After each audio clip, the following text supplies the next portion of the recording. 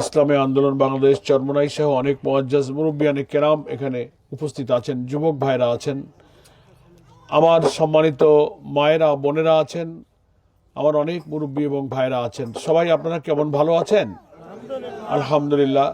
সকালবেলা আমাদের এখন কাজকর্মের সময়, মাঠে ঘাটে ক্ষেত খামারে সব কাজকর্মের মধ্যেও আপনারা কিছু সময় যে এখানে উপস্থিত হয়েছেন, এই জন্য আমরা সবাই আল্লাহ তাআলার কাছে শুকরিয়া আদায় করি। আলহামদুলিল্লাহ। আল্লাহর প্রতিও আমরা কৃতজ্ঞতা জানালাম, আপনাদের প্রতিও আমি কৃতজ্ঞ যে আপনারা সকালে নিজেদের প্রয়োজনীয় কাজ ফেলেও আপনারা এখানে উপস্থিত হয়েছেন, সেজন্য আমরা কৃতজ্ঞতা জানাচ্ছি।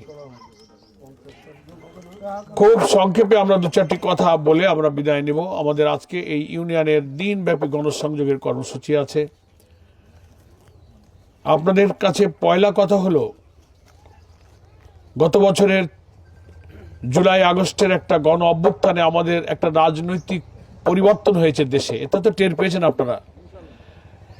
মানুষের আন্দোলন, বিক্ষোভ, কত মানুষ জীবন দিয়েছে, কত মানুষ আহত হয়েছে।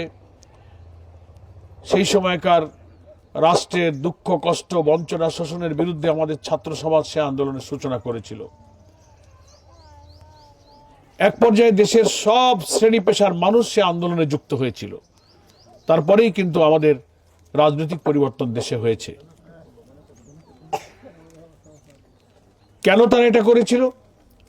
আমাদের প্রিয় জন্মভূমি বাংলাদেশটা আমাদের ভবিষ্যৎ প্রজন্মের জন্য, আমাদের সন্তানদের জন্য এমনভাবে আমরা রেখে দিতে চাই যে দেশটায় কোনো মানুষ দুর্নীতি করবে না, জনগণের, সরকারের সম্পদ আত্মসাৎ করবে না, দুর্নীতি করবে না,